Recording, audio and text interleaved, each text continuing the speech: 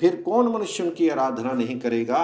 जो मनुष्य श्वेत गंगा में स्नान करके श्वेत माधव तथा मत्स्य माधव का दर्शन करता है, वह श्वेत द्वीप में जाता है। मुनियों ने कहा, भगवान आप श्वेत माधव के महात्म्य का पूर्ण रूप से वर्णन कीजिए, साथ ही भगवान जी की प्रतिमा का वृत्तांत भी विस्तार के साथ बताइए।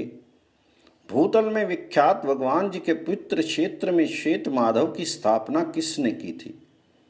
तो ब्रह्मा जी बोले, सतयुग में श्वेत नाम के एक बलवान राजा थे। वे बड़े बुद्धिमान, धर्मज्ञ, शूरवीर, सत्य प्रतिज्ञ और दृढ़ता पूर्वक व्रत का पालन करने वाले थे।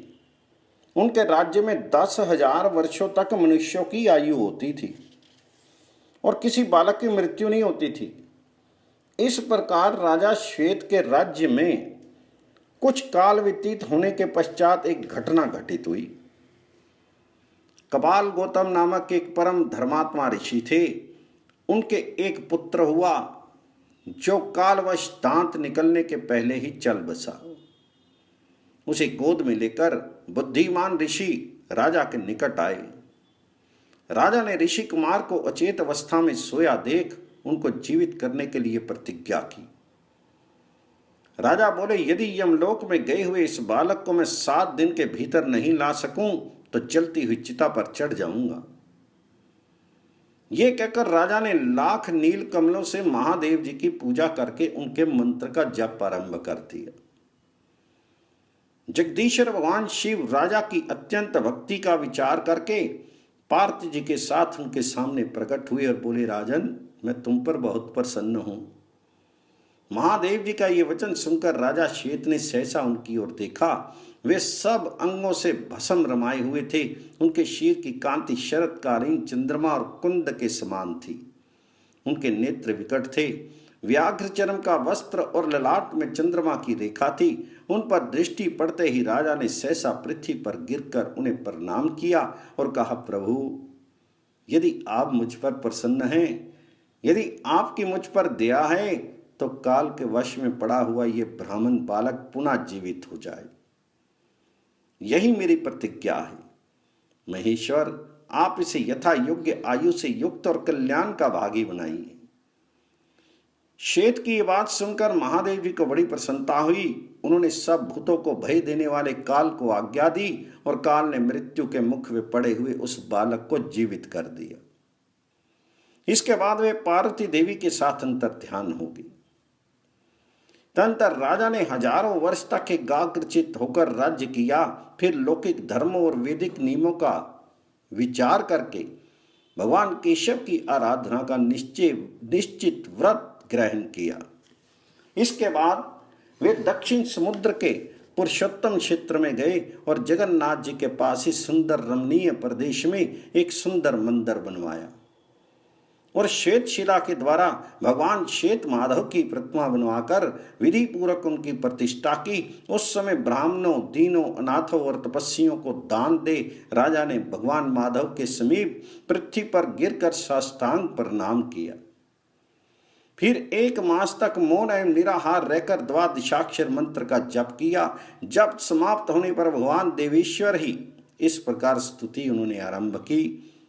श्वेत बोले, ओम वासुदेव को नमस्कार है। सबको अपनी ओर खींचने वाले संकर्षण को नमस्कार है। अत्यंत द्युतिमान प्रद्युम्न, कभी रुद्ध ना होने वाले अनिरुद्ध तथा नारायण को नमस्कार है, जिनके अनेक रूप हैं। जो विश्व रूप विधाता, निर्गुण, अत्कर्य, शुद्ध एवं उज्ज्वल कर्म वाले हैं, उनको नमस्कार है। जिनकी नाभि में कमल है, जो पद्म गर्भ ब्रह्मा जी की उत्पत्ति के कारण है, उनको नमस्कार है। जिनका वर्ण कमल के समान है, जो हाथ में भी कमल लिए रहते हैं, उनको नमस्कार है। जिनके नेत्र कमल के समान हैं, जो सहस्त्रों नेत्रों से युक्त और शिव स्वरूप हैं, उन्हें नमस्कार है। जिनके सहस्त्रों पैर और सहस्त्रों भुजाएं हैं, उन मन्यु रूप परमेश्वर को नमस्कार है। ओम वरारूपधारी भगवान को नमस्कार है। जो वर देने वाले, उत्तम बुद्धि से युक्त, वरिष्ठ, वरेण्य, शरणागत रक्षक और अपनी महिमा से कभी अलग न होने वाले हैं, उन भगवान जी को प्रणाम है। ओम बालक रूपधारी, बाल कमल के समान कांतिमान, बाल सूर्य और चंद्रमा रूप नेत्रों वाले, मनोहर केशों से शोभित बुद्धिमान भगवान विष्णु को प्रणाम है। केशव को नमस्कार है, नारायण को नित्य नमस्कार है, सर्वश्रेष्ठ माधव एवं गोविंद को नमस्कार है, ओम विष्णु को नमस्कार है, हिरण्य रेता अग्निदेव के नित्य नमस्कार है, मधुसूदन को प्रणाम है, शुद्ध स्वरूप एवं किरणों को धारण करने वाले भगवान जी को नमस्कार है, अनंत को नमस्कार है, सूक्ष्म स्वरूप एवं श्री वस्त्रधारी को प्रणाम है, तीन बड़े बड़े डगों वाले तथा दिव्य पीतांबर धारण करने वाले वामन को नमस्कार है। भगवान आप सृष्टि करता है, आपको नमस्कार है, आप इस सब के धारण पोषण करने वाले हैं, आपको बारंबार नमस्कार है। गुण स्वरूप एवं निर्गुण को नमस्कार है, वामन रूप भगवान जी को नमस्कार है, वामन कर्मा श्री हरि को प्रणाम है, वामन नेत्र प्रभु को नमस्कार है, वामन वाहन माधव को प्रणाम है, रमणीय पूज्य तथा अव्यक्त स्वरूप भगवान जी को नमस्कार है।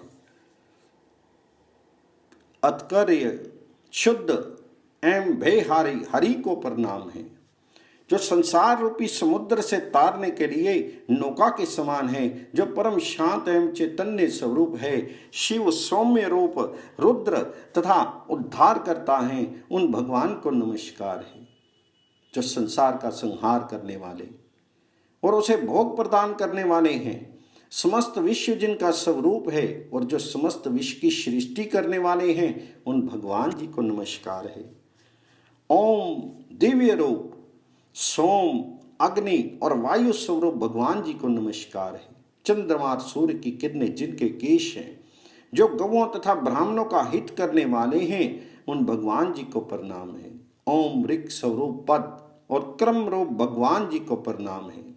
ऋग्वेद के मंत्रों द्वारा जिनकी स्तुति होती है, ऋचाओं का जप जिनकी प्राप्ति का साधन है, उन भगवान को नमस्कार है। ओम यजुर्वेद को धारण करने वाले और यजुर्वेद रूपधारी भगवान जी को प्रणाम है, जिनका यजुर्वेद के मंत्रों से यजन किया जाता है, जो सबसे सेवित और यजुर्वेद के मंत्रों के अधिपति हैं, उन परमात्मा को नमस्कार है। ओम देव श्रीपते आपको नमस्कार है। सर्वश्रेष्ठ श्रीधर को प्रणाम है, जो लक्ष्मी के प्रीतम मन और इंद्रियों को संयम में रखने वाले योगियों के ध्येय और योगी हैं, उन भगवान को प्रणाम है। ओम शाम स्वरूप परमात्मा को नमस्कार है, जो श्रेष्ठ साम ध्वनि है, श्याम अर्थात शांत भाव के कारण जो सौम्य प्रतीत होते हैं तथा जो साम योग के ज्ञाता हैं, उन भगवान को प्रणाम है। जो साक्षात सामवेद सामगान और सामवेद के धारण करने वाले हैं, जिन्हें सामवेदोक्त यज्ञों का ज्ञान है, जो सामवेद को कर्तलगत किए हुए हैं, उन भगवान को नमस्कार है। जो अथर्व शीर्ष अथर्व स्वरूप अथर्व पाद और अथर्व कर है, अर्थात जिनका सिर आदि सब कुछ अथर्व में है, उन परमेश्वर को प्रणाम है। ओम वज्र शीर्ष अर्थात वज्र के समान मस्तक वाले प्रभु को नमस्कार है। जो मधु और कैटभ के घातक महासागर के जल में शयन करने वाले और वेदों का उद्धार करके लाने वाले हैं, उन भगवान को प्रणाम है। जिनके स्वरूप अत्यंत दीप्तिमान है, उन भगवान को नमस्कार है। इंद्रियों के नियंता ऋषिकेश को प्रणाम है। प्रभु आप भगवान वासुदेव को बारंबार नमस्कार है।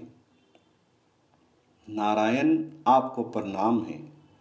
लोक हितकारी श्री हरि को नमस्कार है। ओम मोह नाशक तथा विश्व संहारकारी प्रभु को प्रणाम है, जो उत्तम गति के दाता और बंधन का अपहरण करने वाले हैं, त्रिलोकी में तेज का आविर्भाव करने वाले और तेज स्वरूप हैं, उन भगवान को नमस्कार है। जो योगियों के ईश्वर शुद्ध स्वरूप सबके भीतर रमन करने वाले तथा जगत को पार उतारने वाले हैं, सुखी जिनका स्वरूप है, जो सुख रूप नेत्रों वाले तथा सुकृत धारण करने वाले हैं, उन भगवान जी को प्रणाम है। वासुदेव वंदनीय और वामदेव को नमस्कार है, जो देहधारियों के देह की उत्पत्ति करने वाले तथा भेद दृष्टि को भंग करने वाले हैं, उन भगवान को नमस्कार है। देवगण जिनके श्री अंग की वंदना करते हैं, जो दिव्य मुकुट धारण करने वाले हैं, उन विष्णु को प्रणाम है। जो निवास के भी निवास हैं तथा निवास स्थान को व्यवहार में लाते हैं, उन परमात्मा को नमस्कार है। ओम जो वसु धन की उत्पत्ति करने वाले और वसु को स्थान देने वाले हैं, उन्हें प्रणाम है। यज्ञ स्वरूप यज्ञेश्वर एवं योगी भगवान विष्णु को नमस्कार है। आप स्वयं पुरुषों को योग की प्राप्ति कराने वाले ईश्वर हैं, आपको प्रणाम है। यज्ञ रूप श्री धारण करने वाले भगवान वराह को नमस्कार है। प्रलंबासुर को मारने वाले भगवान संकर्षण को प्रणाम है। जिनकी वाणी मेघ के समान गंभीर है, जो प्रचंड वेग युक्त हाल धारण करते हैं, उन बलराम को नमस्कार है। सबको शरण देने वाले नारायण, आप ही ज्ञानियों के ज्ञान हैं, आपको नमस्कार है। प्रभु आपके सिवा नरक से उद्धार करने वाला मेरा कोई बंधु नहीं है। शरणागत वत्सल मैं संपूर्ण भाव से आपके चरणों में पड़ा हूँ।